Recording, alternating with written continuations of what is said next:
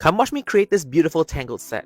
Using Apres' brand new Valentine's Day palette, the Strawberry Chocolate palette, I knew immediately I wanted to do a Tangled set because the color palette really reminded me of that movie. Here I'm using Pinky Promise to paint the details in Pascal's dress, and here I'm mixing a little bit of Small Spoon to create that new purplish shade. And after adding all the details on the dress, look how adorable he is! Next, I'm using Core Memory to paint Flynn, and then Like You is a perfect color for shading. And here I'm also using Super Shy to add the details like the eyebrows as well as his lips. And after adding the hair, he is finally complete.